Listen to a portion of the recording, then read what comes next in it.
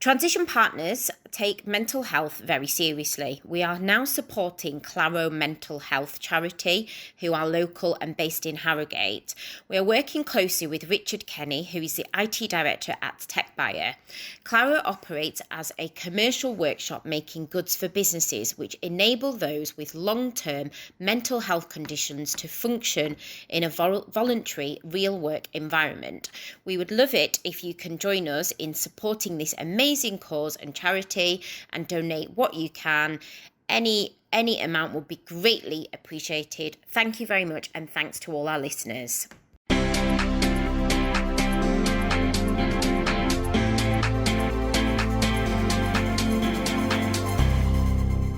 Hi, this is the Let's Talk Leadership podcast. My name's Ellie Greening.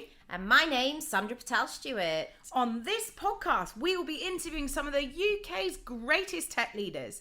We'll be discussing war stories, battle scars, and their learnings from their journeys.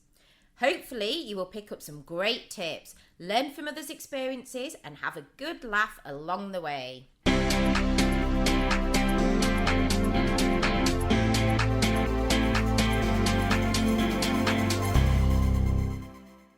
Hi everyone, and welcome to the Let's Talk Leadership podcast. We are super happy today because we've got Danny Vatnik on the show, who is the CTO at Personetics. So Personetics are a FinTech software company headquartered in Tel Aviv, Israel, which is where Danny's dialing in from today. They have additional offices in New York, London, and Singapore. The company utilizes artificial intelligence to analyze customer and transaction data in real time and uses this analysis to deliver personalized financial management information. The solutions are used by the top 12 banks in North America and Europe. Danny's worked with Personetics for almost 10 years now. He actually started his career with them as an R&D manager and moved into the CTO role 4.5 years later. He has a passion for dynamic startups and is specializing in the information systems field. So hello, Danny. Hello. Nice to meet you. Yeah, nice to meet you. So interesting background.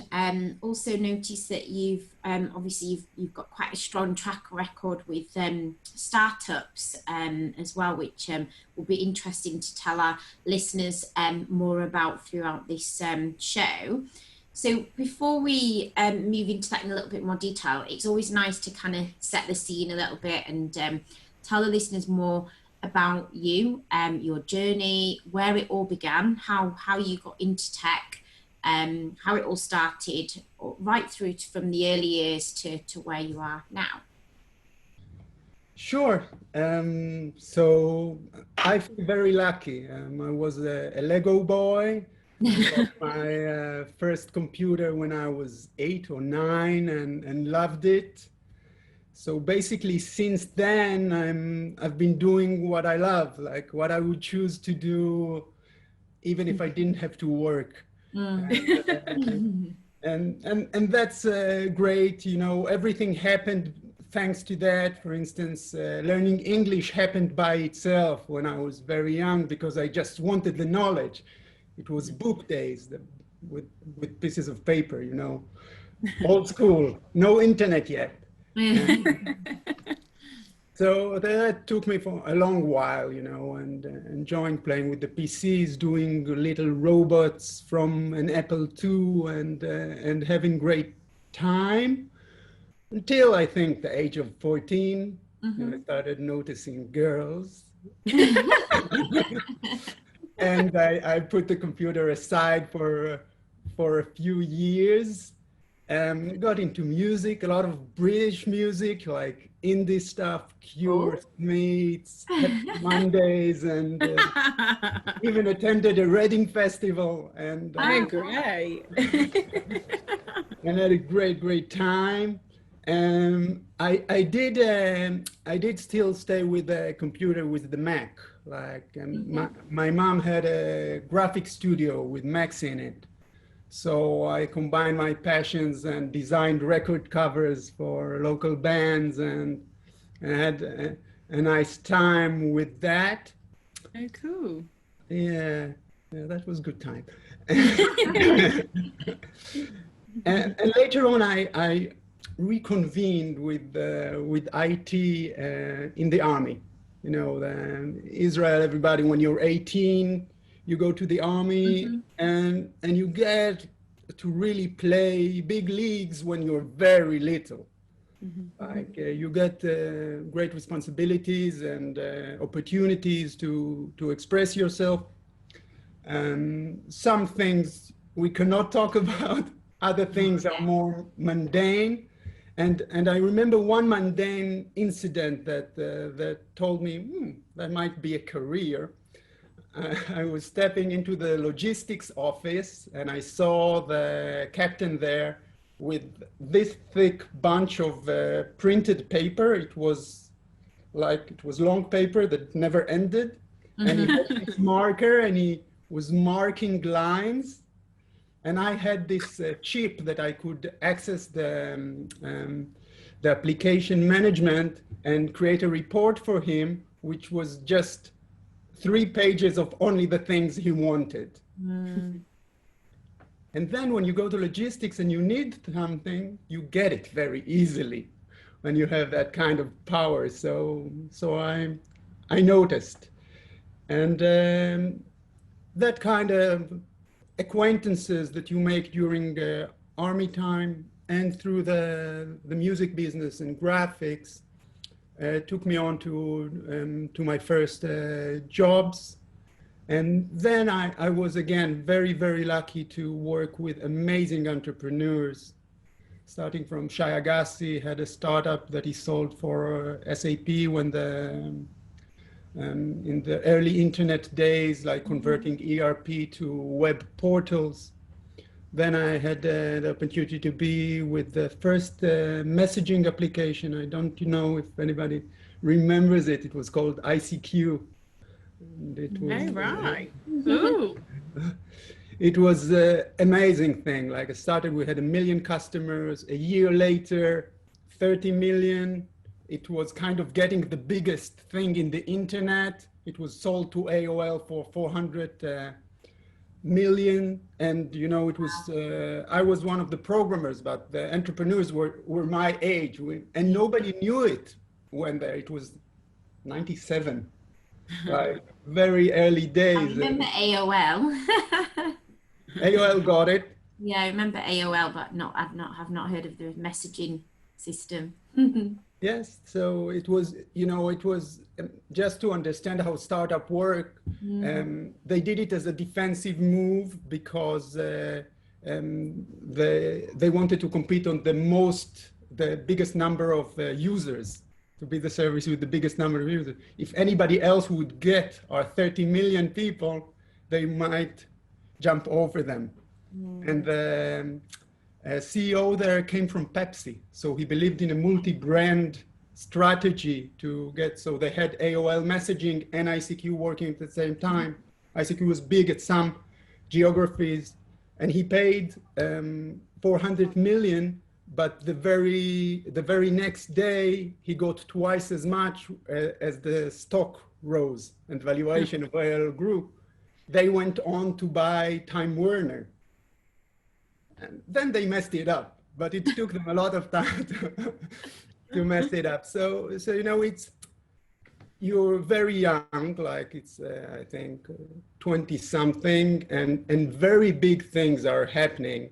You don't understand. You never realize that this could happen. And then I started in web advertising, my own thing. Yes, and. How did you start that then? If that was was that by yourself? With friends. Okay. It was easy to raise money. It was the first internet bubble, and we came from ICQ and this amazing exit. So you just ask for money, you got it. That must have been exciting. Yes, but we did not know what we were doing. I'm sure you worked it out. It's something we'll probably talk about it later on. So we were in the general area. We were talking about affiliate marketing and generating revenue from clicks and smart displays. It was very close to the real thing. But in order to make a startup work, you have to have all the details lined up. And the go-to-market and the sales strategies and everything. And when you're young, you might have a good vision of the overall, but there are certain skills that you have to pick up along the way to make it real. So when this internet bubble burst and we ran out of funds and of steam, you know, because we started very early and rode this internet wave like for 10 years without ever stopping to, where am I? Like I'm 20 something, what's going on with my life? Then I went to India to take it easy. And, had a great time. Did you just travel to India? You were just traveling where you were working as well? No, just traveling. All Israeli do that exactly after the army. But I went on to the high tech, to ride a bubble. So I did it 10 years later. And it was amazing. I met yoga and meditation and slow down.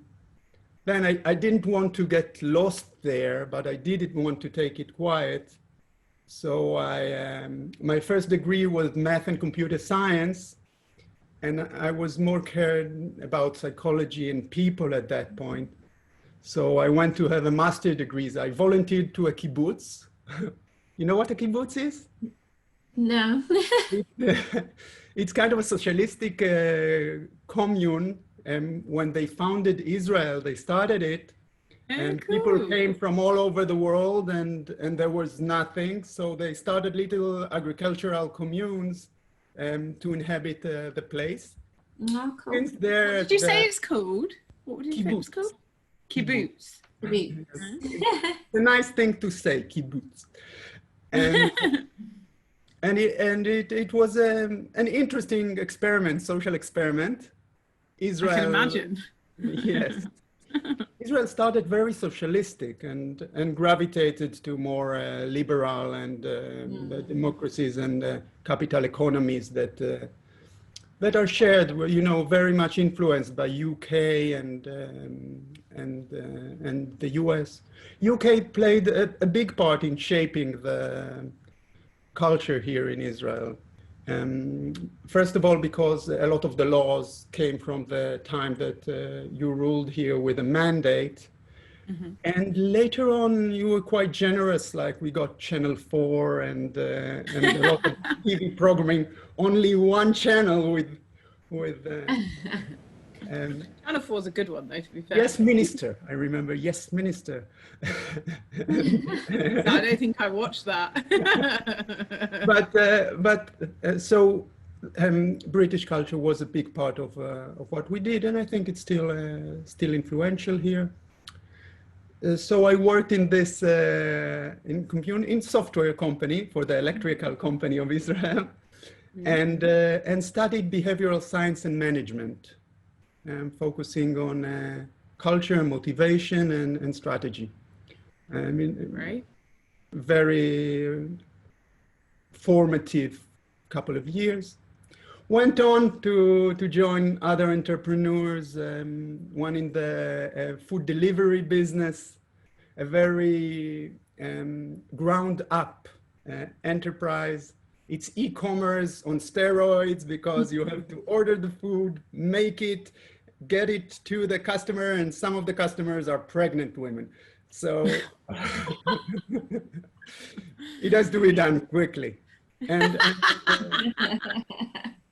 We remember them days, don't Sandra? and it's raining and you have scooters and everything is really happening.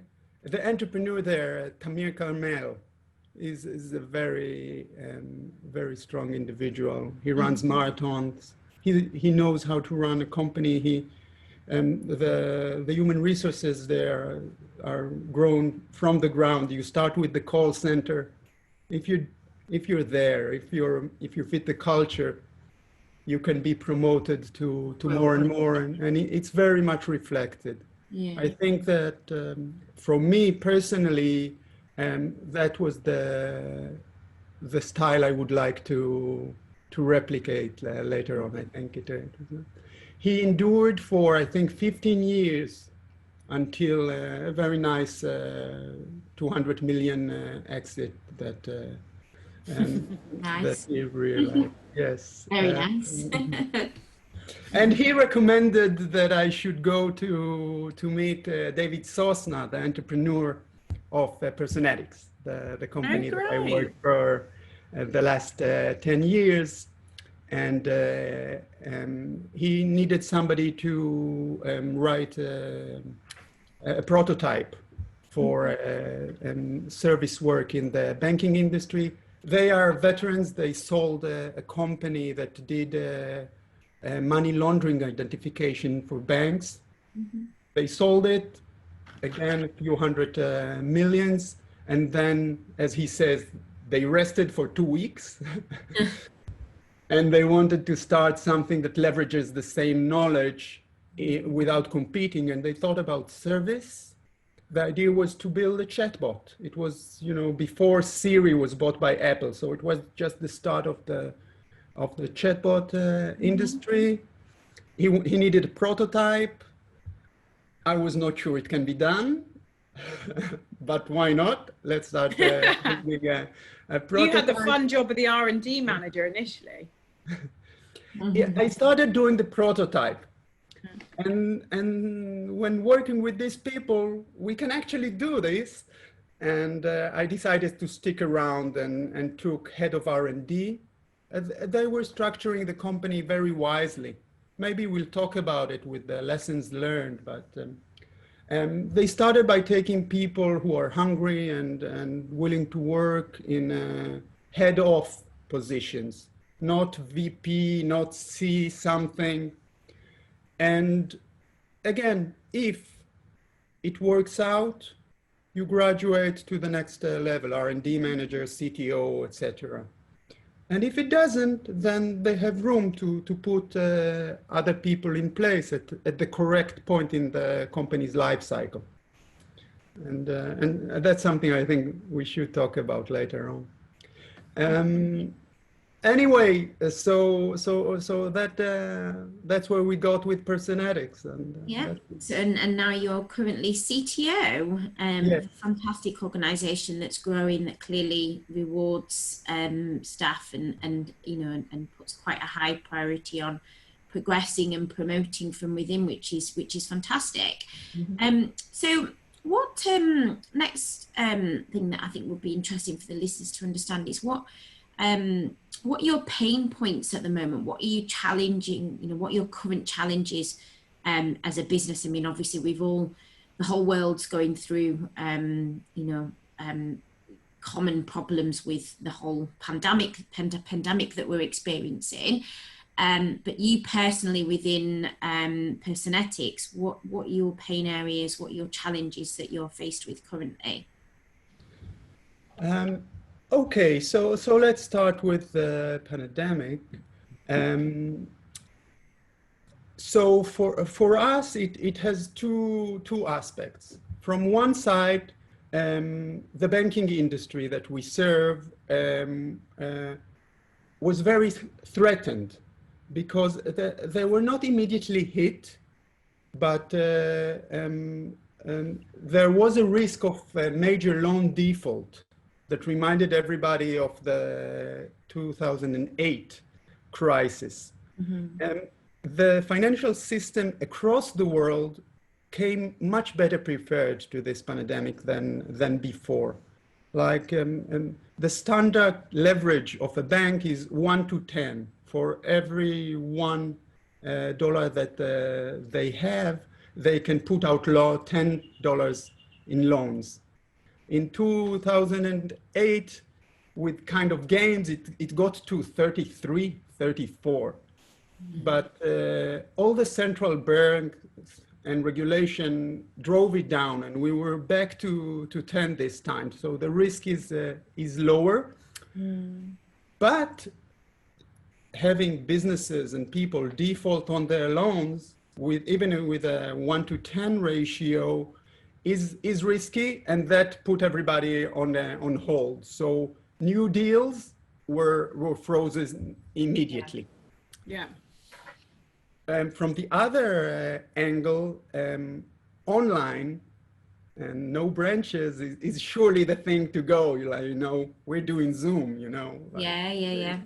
Online and traffic's just gone through the roof, hasn't it? yes, it has. So existing customers use our channels to communicate with their customers, and we're quite sure that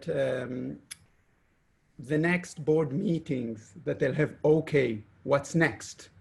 After this thing relaxes or predictability returns into the equation. Healing will take time, but the problem now is that managers cannot predict what will happen, and this makes them stop new initiatives.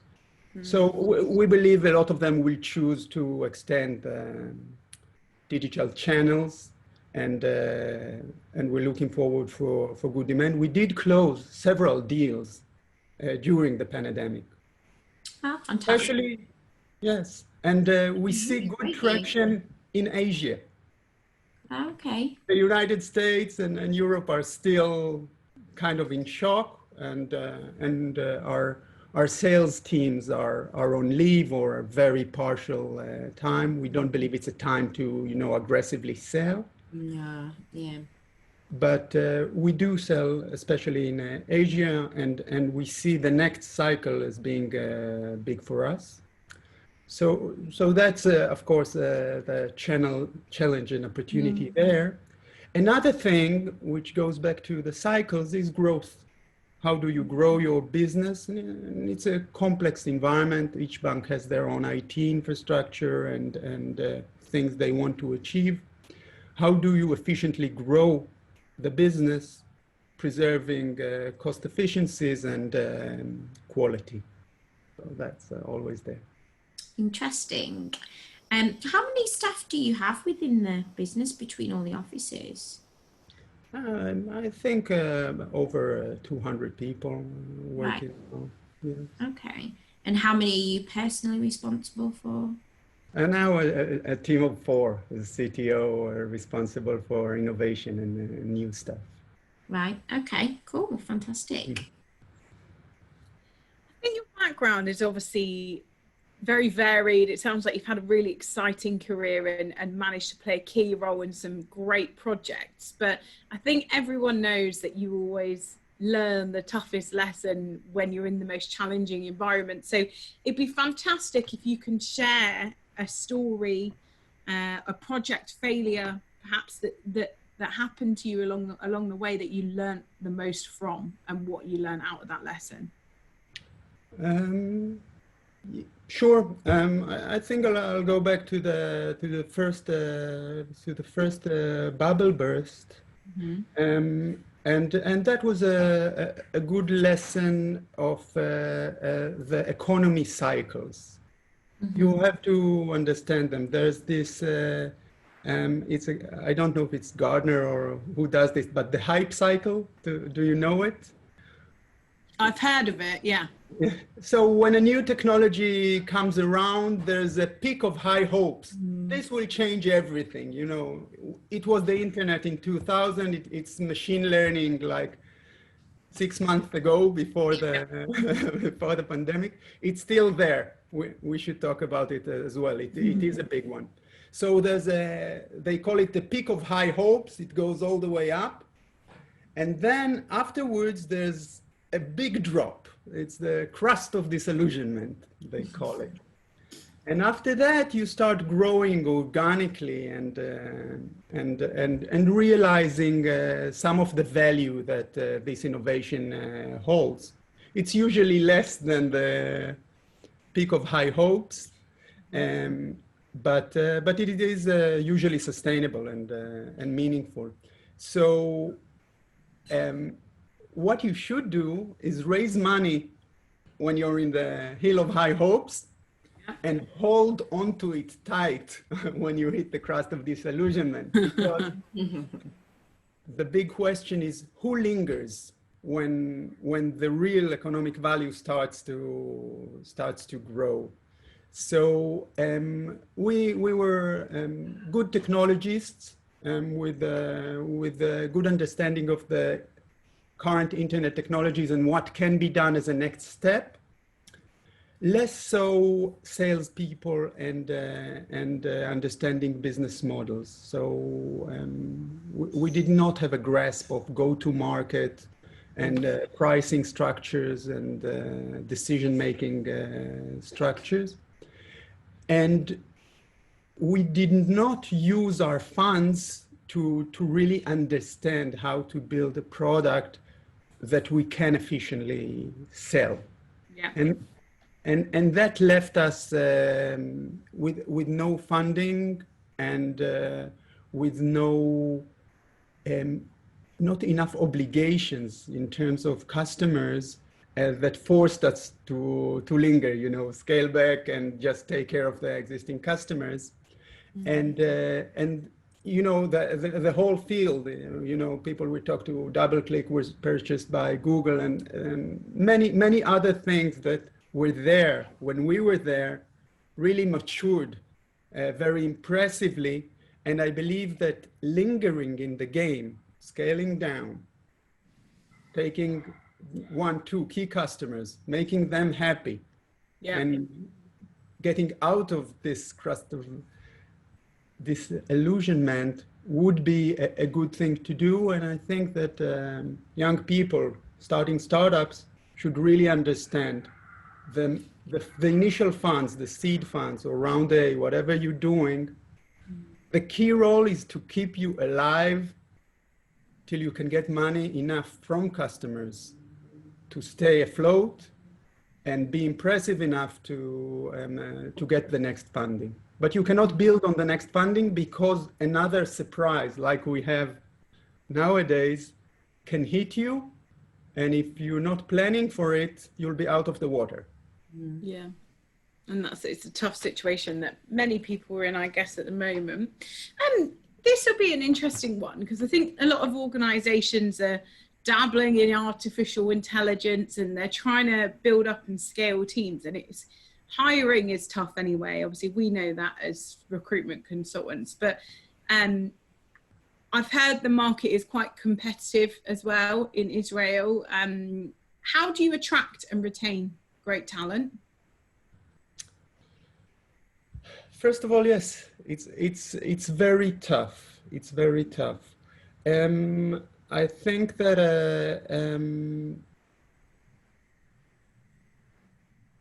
I think there are 2 questions here that I will relate to. One is what's happening with machine learning nowadays, and the other is just attracting the right people.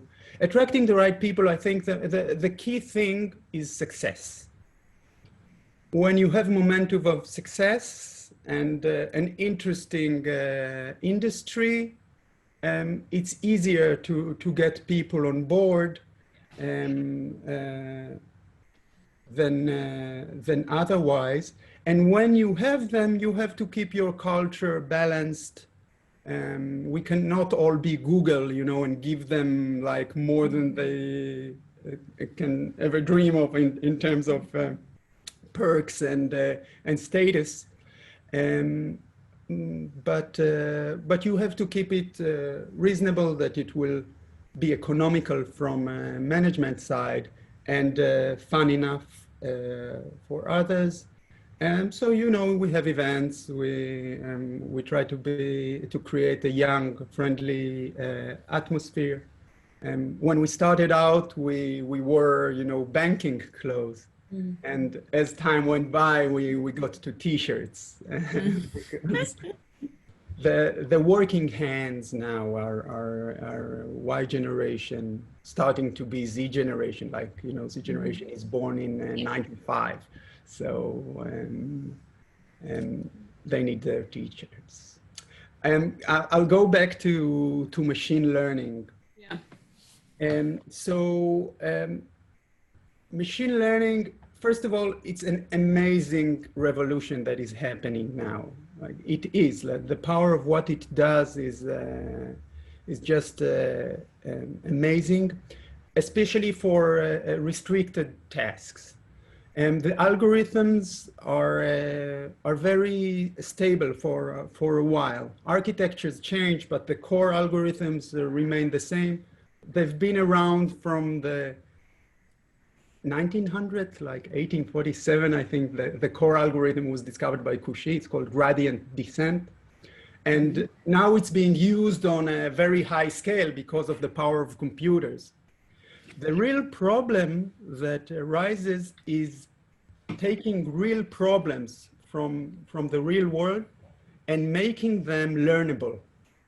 So that's the key. What we do in the machine learning space is we focus most of our efforts on people that are not necessarily algorithm specialists, but subject matter experts.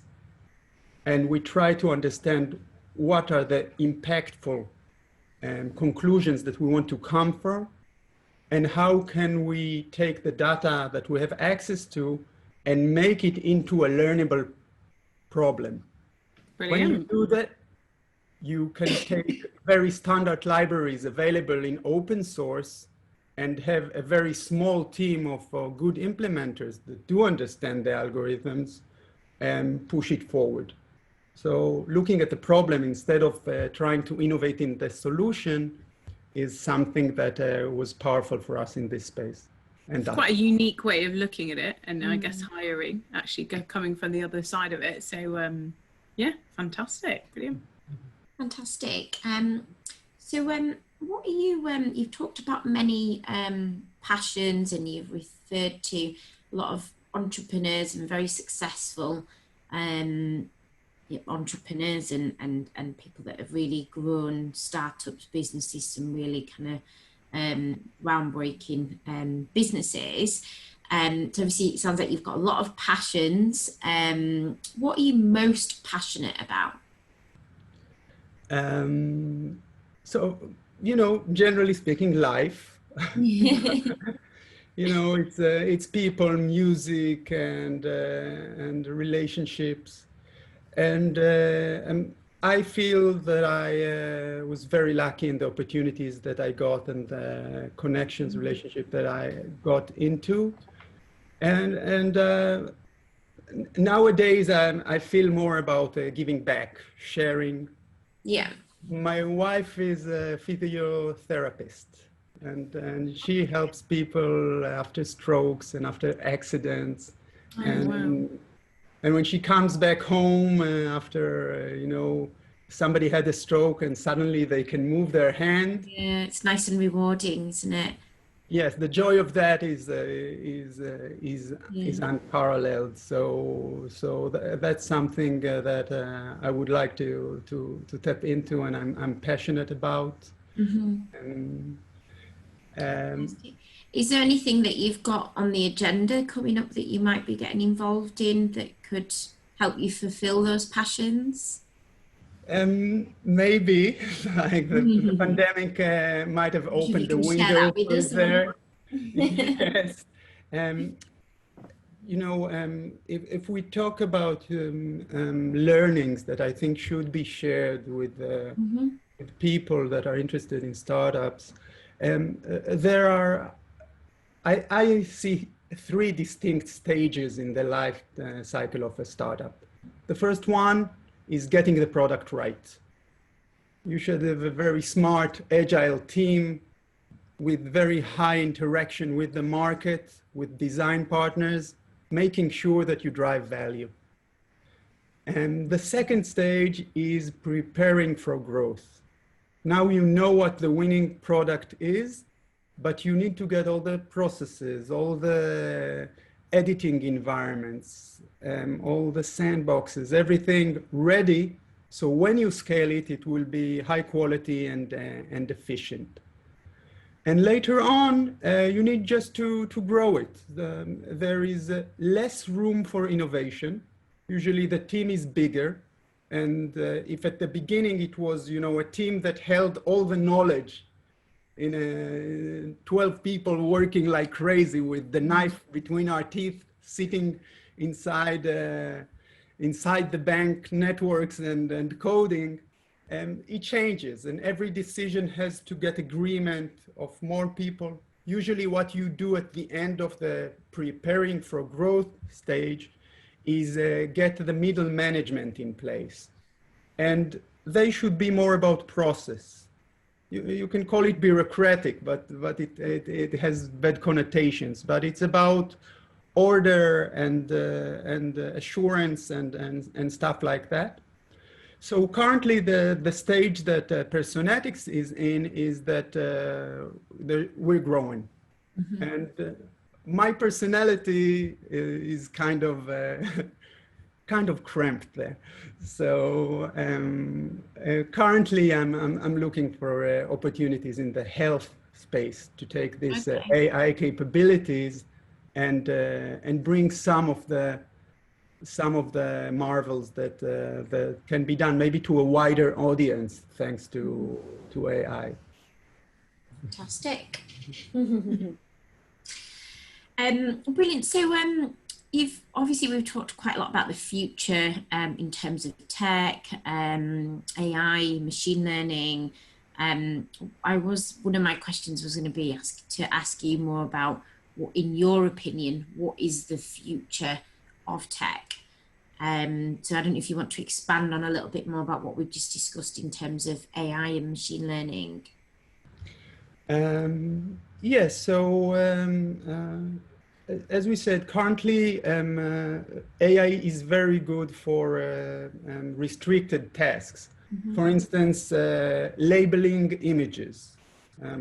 You have an image with somebody throwing a frisbee to a dog. That's the classic example. I don't know why. Yeah, yes. And you get a text line saying what it is. And this has great implications because now you can have a textual-based search engine give you that image when you find it in a very efficient way. So image processing, natural language understanding, and translation. We all know that these problems are almost kind of solved. However, when you want to have a system that acts by itself, self-directing in terms of goals, we go into more difficult problems coming from philosophy. What is meaning? What should I do that and not that? In self-driving cars, you get into morality. Morality is easier than meaning. Why something should be done, and the experts believe that this will take more time, and in the middle ground, we will get the economical tidal waves of TikToks and just trying to have the eyeballs and sell stuff, drive where we're going instead of trying to have something more meaningful and from the liberal arts or softer things that we would like to see. And I believe that's how it will go. Restricted tests will be solved one at a time. The combination between them will create great value. I see the best point moving forward is the combination of human and AI. You can see it every day when you use Google. You without Google is a different animal. I remember sitting with my friends and arguing about facts before Google. You could do it for weeks. Now it's so always my answer to everything is Google it. Have you Googled it? Yes, and it's a minute. You can do it for weeks. So and Google is nothing without you because it has no meaning. So that's kind of the hybrid that is happening and having a very big impact of the connection of society and technology. We'll see more of that. The health industry that I'm investigating now is bubbling. They can take a picture of your retina and predict heart disease. And so many other things. but still the wellness of a single person is for economical reasons is sometimes left unattended. So that's a dynamic that that for me will be, you know, trying to navigate it will be something for the next decade for sure. That's exciting. Like you say, you're combining two things. You're passionate about helping people in that aspect, but then also your skill set within AI is fantastic. So yeah, definitely brilliant, and excited to hear what you get up to over the next couple of years within the health tech scene, which is definitely... We have to set another date. Yeah, definitely. A decade from now. Yeah, 12 months. So, you are clearly passionate about learning and developing your skills. What books would you recommend, or authors that have really stood out and helped you get to where you are today? I really like full stackers. People that can take an idea and cover all the technologies needed to make it a reality, meaning front-end, understanding the people and the needs from the market side, understanding the user experience, understanding front-end development, understanding the server side, understanding the databases, understanding the learning algorithms involved. And the best thing to do is learn a bit, do a bit. Learn a bit, do a bit. Then you don't get too theoretical with lots of, you know, big towers of learning that you never internalized because you never got Put dirty. into practice. Exactly. And on the other side, you do something, you get the feedback. If it's good, you pursue it and climb the next step in the ladder. If it's not the thing, you didn't overinvest and you can step down and try another ladder. So if I would recommend somebody who's passionate, industrious, it's very important. Industrious, diligent people have more fun. So if somebody is like that, I would recommend doing full stack, like trying to experiment with all the stations, not focusing on one function.